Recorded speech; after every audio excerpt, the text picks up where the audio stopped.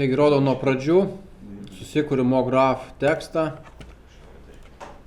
parašau tekstą,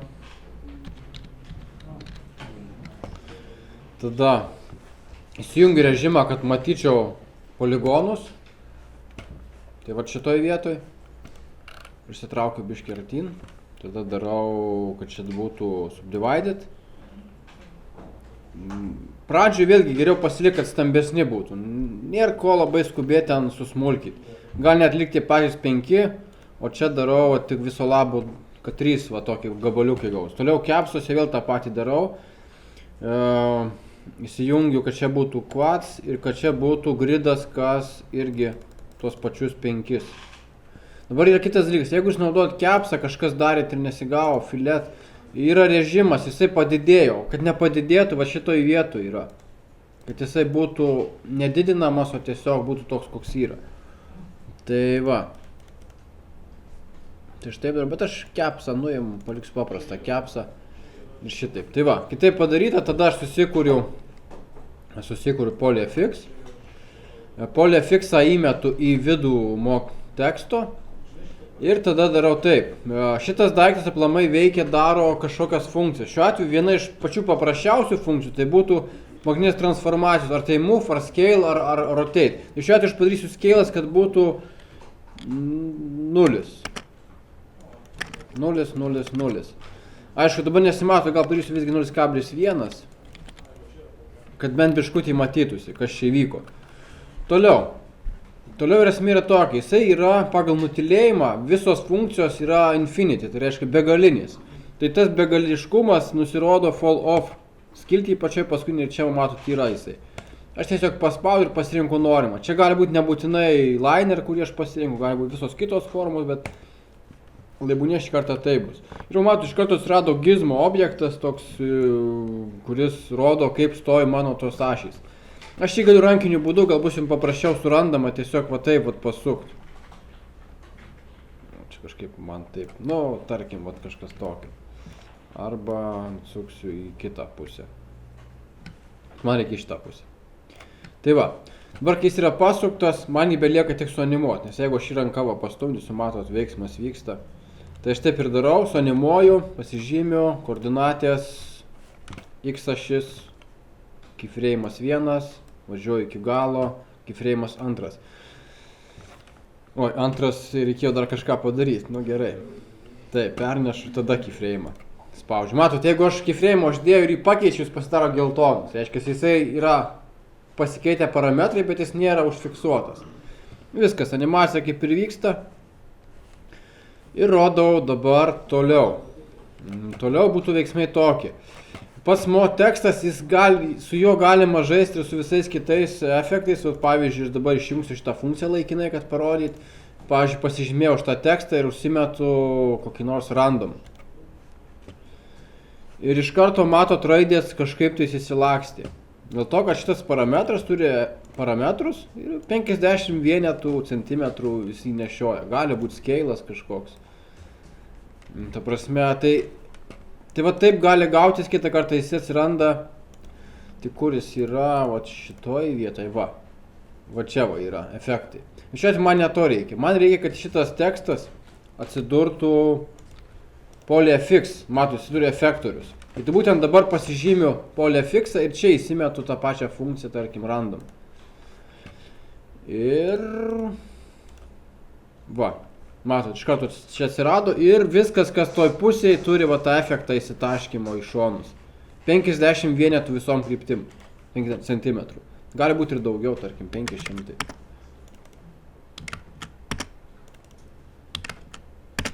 Va. Oi. Ir visiškai nesvarbu, kur jis randasi. Svarbu, kur randasi va šitas daiktas. Dabar jeigu žiūrėkit, aš pavyzdžiui, padariau animaciją, bet aš rankas stumdau dabar. Matot, animacija tai yra, bet aš į rankas stumdau. Nieks nepasikeis, išskyrus kitą ašim pajudinus. Aš blogai padariau. Ta prasme, šitą ašim stumdant, nieks nepasikeis dėl to, kad ant jo yra keyframe'ai.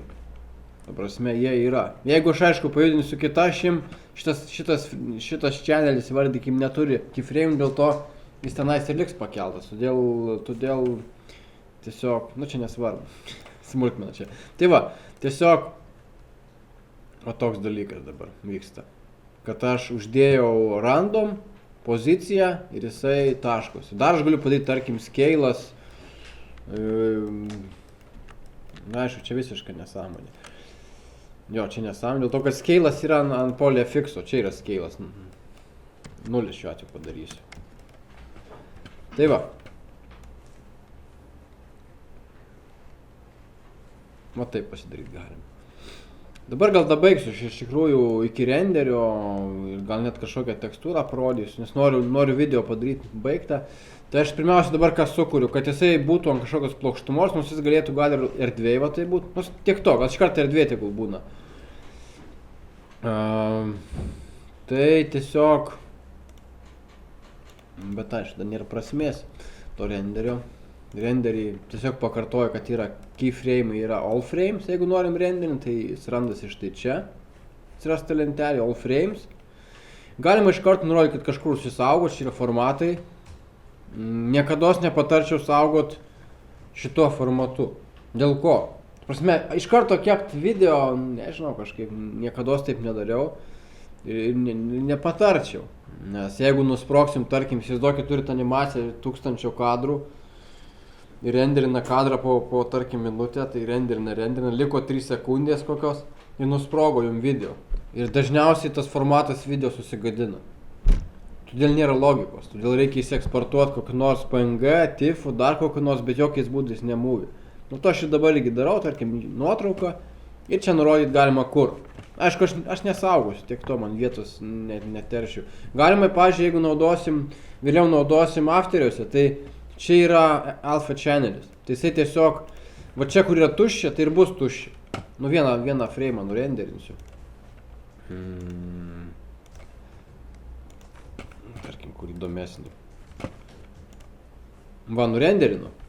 Ir čia yra kažkur tai single channel alpha. Čia yra alpha channelis, čia yra nuotrauka, matau, čia su šešėliu, o čia tiesiog plokščias vaizdas, kur bus kiaura, kur ne kiaura, ta prasme, tai čia vėliau reikalingi bus dalykai.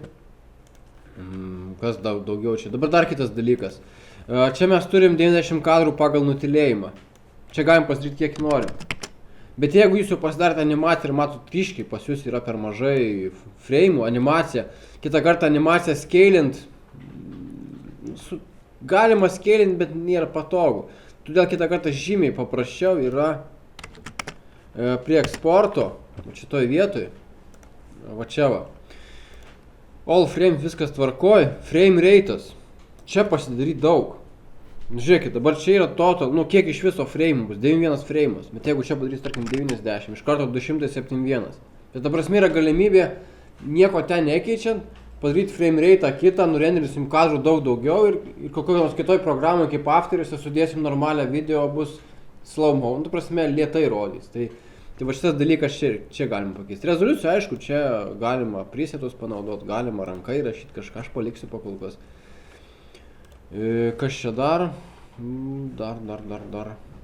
Turbūt čia būtų panašiai viskas. Bet aš gal visgi toliau pratęsiu apie šiek tiek tekstūras, kad įsivestų ir ant plokštumos, kad visgi būtų tos raidės. Nes čia dabar erdvėjai, tarkim, afteriam gal ir gerai. Bet kartais tas šešėlis ir visi kiti dalykai yra visai faini. Todėl aš dabar grįžtu atgal ir visgi susikursiu minimalią sceną. Tai reiškia, susikursiu apšvietimą. Aš dažniausiai naudoju aplamai sky, ne shader, iš tokią erdvę, kur jinai begalinė, tiesiog sferą apgaubė. Ir nedėsiu kažko, dažnai šiaip naudoju HDR formatą, kas gal žinot, kas tai yra 360 laipsnių nuotrauka, kuri yra su šviesos gylis yra ten, tarkim, spalvų gylis iš vis yra didelis.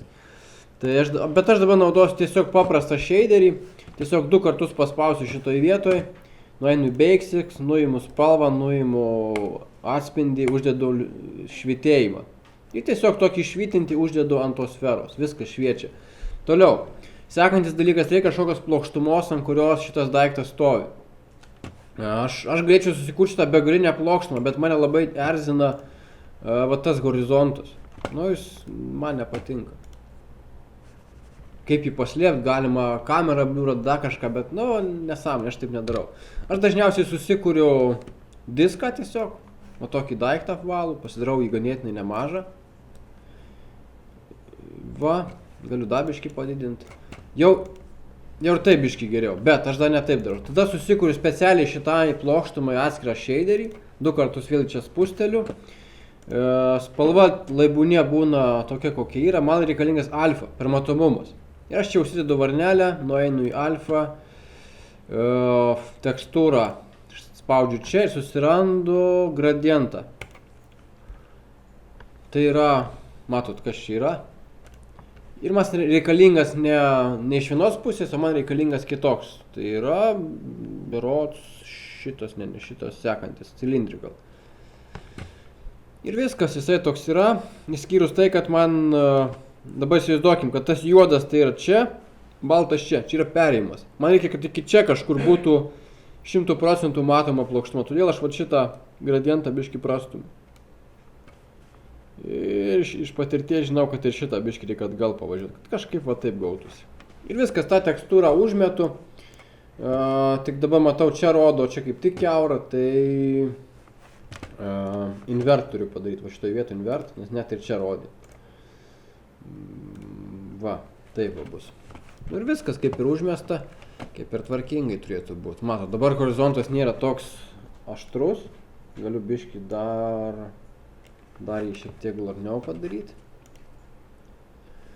Va, pradžiai ir aišku, dabar toks biškį kažkaip šešėlių nieko nėra. Aš šešėlių šį kartą ir nedarysiu, darysiu truputį kitaip. Svarbu, aišku, vienas dalykas, įsitikinti, ar tikrai objektas stovi ant plokštumos. Tai, aišku, paprasčiau padaryti, va šitam viskas čia tvarkoj. Ką užsidėsiu, tai prie renderių settingų vieną funkciją. Jinai vadinasi, va štai taip. Sunkiai man tarėsi šitie žodžiai, aš patylėsiu geriau, matot, kas užrašyta. Kontrastą galiu biškį padidinti, tarkim, 20%. Čia tiesiog stipriau jausis. Ir čia atstumas. Nuo čia, tarkim, atstumas. Kokiu atstumu bus tas gradientas, įvardykim, uždėtas. Galima padidinti, galima nežinau, reikia pasižiūrėti, kas gaunasi. Va, iš karto matau, atsirado toks lengvas šešėlis. Biškį matau, reikia padidinti, darau, nežinau kiek. Ne, biškį čia tą patį padariau, 0 dadėsiu. Žiūrim, kas gaunasi. Aišku, šitas dalykas resursus valgo. Va, iš karto lengvas šešėliukas, fainai atrodo, gerai. Va, tą aš ir norėjau padaryti. Viskas. Dar prie to, kad video baigtus, nes aš dar pakartosiu, tiesiog noriu video rašyti vientisą, susikursiu kamerą. Kamera, mato, čia randasi. Dabar dalykas cinemoje taip, jeigu aš paspaudžiu ant kameros, kamera sukuria va toj vietoj, kur aš dabar randuosiu perspektyvą. Jeigu aš randuosiu, tarkim, right lange, kaip dabar paspaudžiu kamerą, iš karto kamera sukuria būtent tam lange ir tokia, to prasme, va čia yra, projection yra right, čia yra perspektyva. Ir nes kitą kartą reikia nurenderinti iš šono ar iš priekio, tai va būtent tokiu būdu galime tas kameras susidėlioti. Bet kad kamera veiktų, reikia užspausti va ant šito daikčiuko, kad jis būtų pilkas, ne tiksliau baltas, va. Tai va, dabar taip, ką aš padarysiu, labai trumpą kameros animaciją. Kamerą tiesiog nunešiu kažkur tais. Čia patogu yra visi tie 4 langai. Tiesiog nunešu. Kameros koordinatės kažkur čia ir čia pasukimai, rotation visi yra. Aš jos dešinę pusę pelėstam šitos pustelį ir iš karto nulina. Va. Nu, tarkim ir čia padarysiu. Taip. Dabar animaciją labai minimalią darysiu. Čia keyframe'as ant tos pačios ašies kaip ir anam objektui, čia pačiam finale. Panešiu, taip. Nežinau, ar čia gerai gausis, matysim. Žiūrim, kaip atrodo. O aš tą kamerą buvau pasižymėjęs.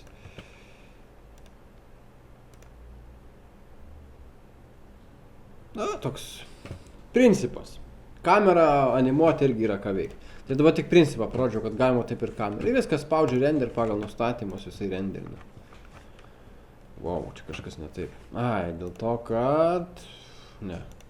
Kodėl? O kodėl taip daro?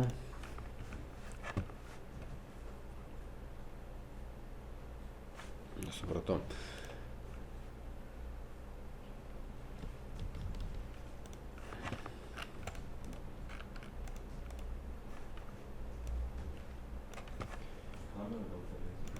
Ne, čia kažkas su šita tekstūra kažkodėl nerodo. Taip dabar galvoju, čia irgi taip renderina. Čia tas pats.